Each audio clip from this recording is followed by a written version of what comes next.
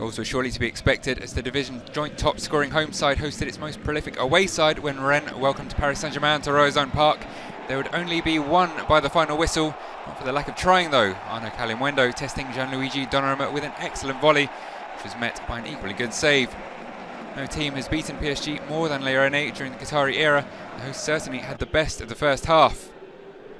Christophe Galtier introduced Kylian Mbappe and Achraf Hakimi early in the second half, but Lyonnais picked up where they'd left off, and the Moroccans' first major moment of the game was to be beaten by Adrien Truffert, who pulled the ball back for captain Amari Traoré to emphatically score his first of the season and give his team a fully deserved lead. It had certainly been coming, the home crowd in raptures.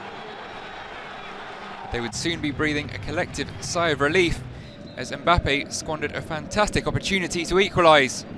A trademark run, but not a trademark finish, as he missed the target completely.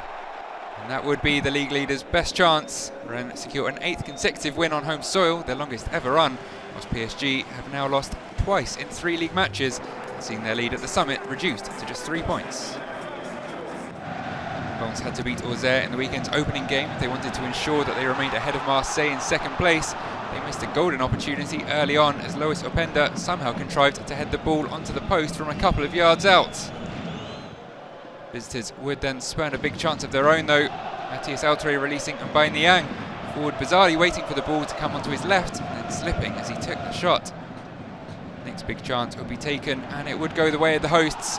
Sadio Aidara attempting to make his way into the box with some trickery and earning a penalty after colliding with Birama Touré. Przemysław Frankowski, the man to step up, and he didn't disappoint. Benoit Costil going the right way, getting a hand to the ball, but the power too much for the keeper. With Auxerre later reduced to 10, it was ultimately a comfortable 1-0 as Les Sanguillons claimed a 10th consecutive home victory, whilst Auxerre slipped further into trouble. Marseille welcomed Lorient to the Orange Velodrome, knowing that a win would see them keep pace with Lens, but for all OM's early threat in the game, it would be the visitors who took a surprise lead. The corner met perfectly by the boot of Terem Moffi. Stunning volley, 12th goal of the season. Not a bad way to move within one of Kylian Mbappe at the top of the scoring charts. But OM wouldn't need long to get back on level terms. Cengiz Ünder getting the ball, cutting back onto his left and delivering in a sumptuous cross, which Sead Kolasinac headed home. Bosnian getting in front of his man and the keeper, making it 3 goals in 5 league games, more than he scored during 3 seasons at Arsenal. Then followed a string of chances, and they were finally rewarded in the second half. Goalscorer turning provider as a Kolasinac ball into the middle fell to Alexis Sanchez, who took a touch before turning and firing high into the net off the post for his 9th goal of the season.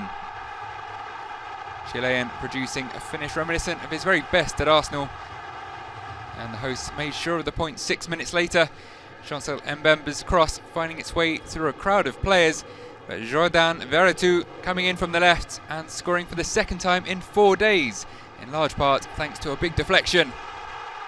A 6th consecutive league win for Marseille, their best run in the top flight since late 2020, and 7 on the bounce now in all competitions. Monaco were hoping to cement their place in the European spot when they hosted Ajaccio. Acca's mini revival either side of the World Cup break had ended with back-to-back defeats in 2023, and they found themselves behind inside 2 minutes here. Guillermo Maripan's header from a corner saved by Benjamin Lacroix, but Axel Dizazi there to pounce on the rebound. And Les Monégasques had doubled their lead within another 5 minutes. Crepin Diatta bringing down a long ball, Ben Yedder laying it off to Vanderson on the right, a perhaps unintentional one too, and then the ball eventually through to the patiently waiting Diatta at the back post. Conceding 2 early goals was a big blow, but Ajaccio found a way to pull one back when Cyril Bayala won the ball deep in the Monaco half and Youssef Belaïli snuck the ball inside the post, despite Alexander Nubel getting a hand to it. Still just the 11th minute. After that though, it would be one-way traffic. Les Monégasques grabbed a 3rd goal after themselves winning the ball deep in opposition territory. Ben Yedder driving a low strike through a number of defenders and under the keeper. Combination of Vanderson and 17-year-old Elias Ben-Seguir winning the ball back. Ben Yedder picking his moment. The former Sevilla marksman doubled his tally shortly after, this time Alexander Golovin providing a death-through ball, and once again Ben Yedder confidently firing into the corner. Monaco 4-1 up before the half-hour mark. And again, a matter of minutes later, a clumsy challenge from Ismail Diallo on Diatta gave Monaco a penalty. And Ben Yedder happily stepped up to complete a 14-minute hat-trick from the spot. 6 goals in 4 games to increase his tally to 11 this campaign. And also claimed the earliest hat-trick in a Ligue 1 Uber Eats game since 2014. And the deficit would only increase. Brelin Bolo introduced and getting himself on the score sheet within a couple of minutes, deflecting Diatta's bouncing shot into the net. And a final sprinkling of salt into an already painful wound. The fresh legs of Mbolo capitalising on a loose defensive pass in the dying minutes, making no mistake once through on goal to add a 7th.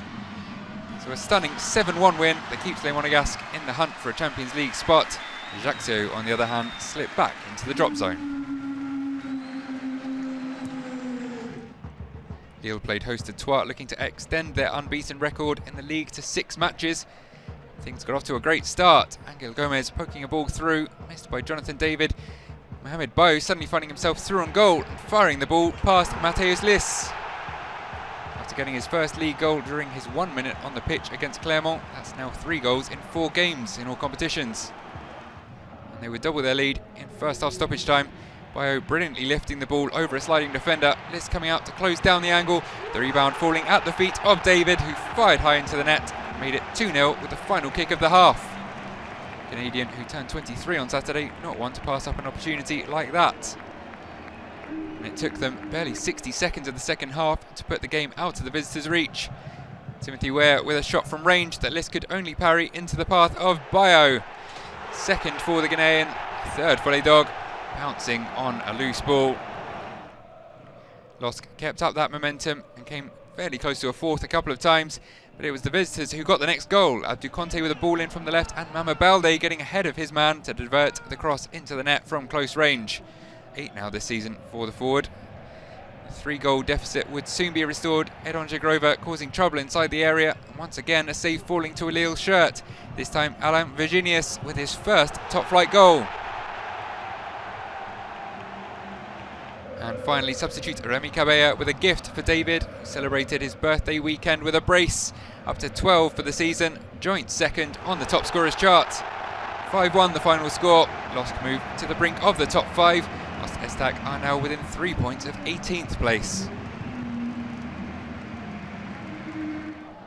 Angers were desperate to end their 10-game losing streak in the league when they hosted Clermont, but they would fall behind in the first half. A nice through ball for Germain Levina. Cut across to Greyjon Kie. Paul Bernardoni able to parry his effort onto the inside of the post, only for it to land at the feet of Elbasan Rashani. The keeper staring on in disbelief, and such has been Sco's luck for the most part this season. Lillanciere didn't take long to heap further misery on an Angers side who would end the match week with the league's worst defence. Kie doing brilliantly, turning this way and that before serving a header for Neto Borges on a platter with a perfect delivery. Sco did eventually halve the visitors' lead. Sofiane Boufal with a brilliant headed flick on, evaded everybody and lodged itself in the side netting. But there will be no fight back, and their chances of survival are looking ever more unlikely. Lyon returned to the Groupama in search of their first home victory in the league since late October against a Strasbourg side hoping for just their second victory, home or away. And it was the visitors who would take the lead in stunning fashion. Corner cleared as far as Jean-Eudes Ahoulou, who returned the ball goalwards first time on the volley, found the bottom corner. Strasbourg then doubled their advantage just 3 minutes later. A quick counter, Matsel's goal kick missed by both white shirts. Kevin Gamero lifting the ball over Anthony Lopez. Malo Gusto failing to clear the ball. Habib Diallo failing to strike the ball, but somehow it was bundled over the line in the end. A chaotic goal, but one the Racing faithful will certainly take under the circumstances. Goal line technology confirming that the ball had crossed the line one way or another. Not exactly a contender for the Puskas Award. Lyon did get a goal back before half-time though. Cherki's attempted cross striking the arm of substitute Ibrahima Soko.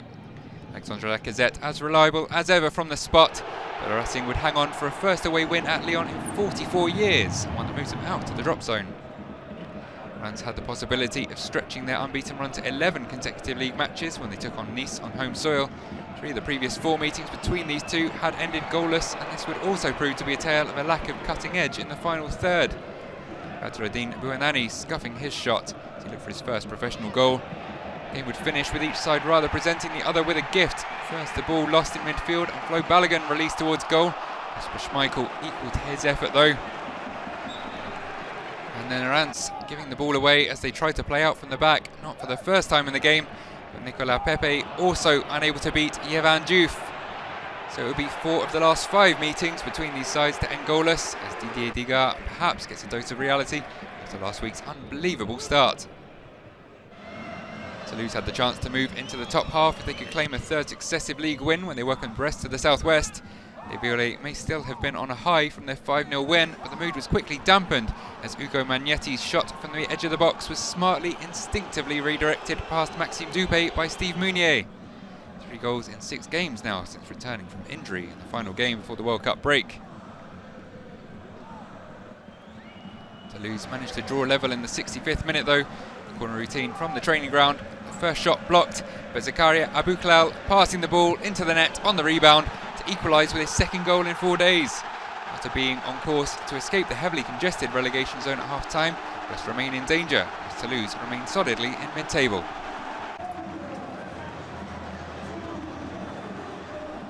Montpellier and Nantes squared off on Sunday afternoon with just 1 point separating the two teams. Despite the close proximity of the 14th and 15th place sides, Nantes made the trip to La Mosson in the far better form.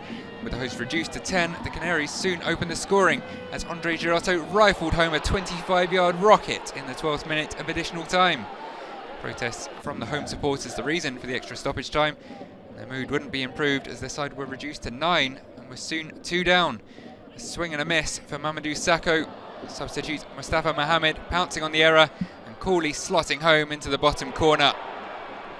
Not one the former France international will want to watch back. Unable to recover in time. An unpleasant afternoon on the south coast would get worse still for what remained of the home support. As in front of the travelling fans, at this point in full voice, Blaz netted a 3rd and capped off an extremely comfortable victory. Nantes move further away from danger at the expense of the 2011-12 champions. So 31 goals across 9 games plus 1 goalless draw, albeit 2 of the games providing almost half of those goals, and Monaco almost a quarter on their own.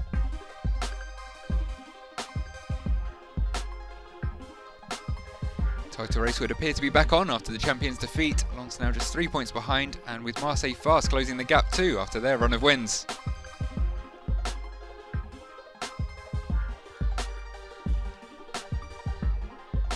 At the other end of the table, a draw, a win, and suddenly Strasbourg are finally out of the relegation zone, though they have their goal difference to thank, level with Brest and Ajaccio.